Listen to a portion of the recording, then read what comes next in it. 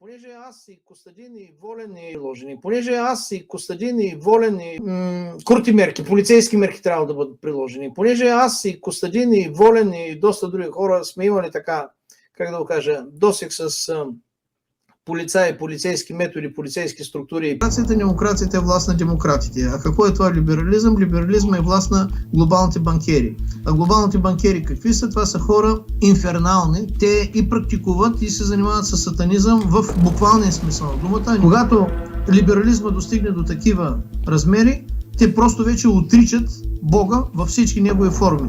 А както е казал един друг класик, а щом Бог няма, значи всичко е разрешено. А го използвам да стигна до хора, които искат да мислят и да се научат на нещо.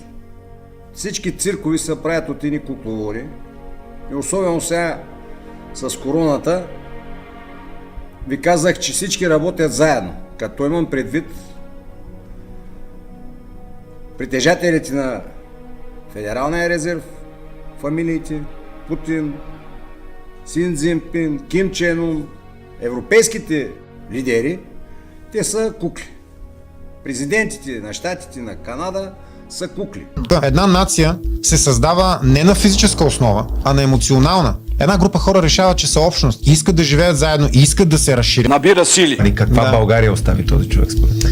Ами остави една България с 9 милиона души население, с икономика, която ако ние бяхме развивали добре, сега щяхме да сме много по-добре. Неговия режим остави и добро, и лошо наследство. Генерал Луков, национален герой.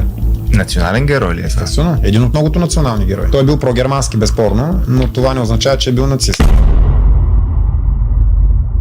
Световни лица. Това е грубокопача на собствената си държава. Уникален случай. Грубокопач. Този човек унищожи сам държавата си и то на едната честна дума от отсрещната страна. Това е или защото си чужд агент, дълбоко законспиран, или защото си изключително глупав човек. Това е основателят на съвременния капитализъм, такъв какъвто в момента имаме в България. Тръстов, монополен, див и абсолютно безкомпромисен към правата на хората. Лицето на злото. Лицето на злото? Да, определено.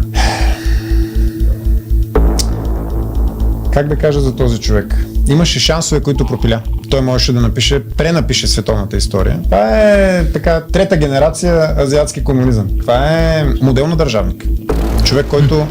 Тоталитарен лидер. Той се превърна в третия модерен китайски държавник, който всъщност в момента поставя Китай на нова основа. След Мао Цзедун, който създаде Китай като съвременна държава, след Дън Сяопин, който създаде формулата една държава, две системи, и всъщност той е сегашния, който вече преформатира тоталитарния идеологически модел, го преформатира в тоталитарен националистически модел. Велик революционер. Модел за пример. И създаде модел за...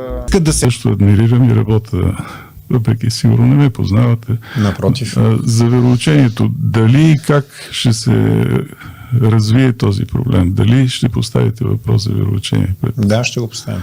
Ние смятаме, че това е полезно, само че вие сами знаете, че в този случай има една част от нашето общество, която ще настоява да има вероучение ислям. Не само ислям, но дирекция по вероизповедание регистрира стотици секти. Целта е детето и с неговото съзнание, то отива на част по вероучение и излиза оттам. И следващия част по биология му казва, че той е произлезъл от маймуна. Класическата инфограма и до днес обяснява как сме стигнали до тук. Това е дядо ни, Дриопитек. Живее преди 12 милиона години, веган, не особено умен, не борави с оръжие. Прадядо ни е Ориопитека, преди 8 милиона години. Една идея, по-изправен, тежък и по-силен. Това е дядо ни Рамопитек. Следващия час му казват, че телата се движат по законите на движение. Има движение, ама няма първоизточник. Вселената се е самообразувала. Всичко това създава в съзнанието на детето конфликт, вътрешен конфликт. Родителите ще забележат разкъсаност на мисълта. Категорично съм за това да има вероучение. Много пъти сме го казвали. Не смятам, че ще има чак такъв голям конфликт, поради простата причина, че религията и вярата в нашето общество в момента се намират в много сериозен опадък. Ние първо трябва да работим за възстановяване на вярата. Дори ако щете и вярата в нас самите, защото ние не вярваме в себе си като народ. Оттам насетне аз съм православен. Не мога да кажа, че съм от най-праволинейните нейните вярващи. Не ходя редовно на църква, но смятам себе си за вярващ човек. Човек трябва да има някаква опора извън рационалния свят, защото има неща, които нямат рационално обяснение. Браво. Най-важният фактор в случая е персонален. Бог. Точно така. Съвременното общество изгони Бог от съзнанието, от душите на хората. Той вече не е фактор.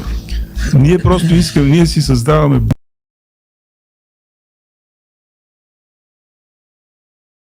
Рекорден брой състезатели от 18-та военни спортни клуба мерят сили в тазгодишното лично отборно първенство по лека атлетика под егидата на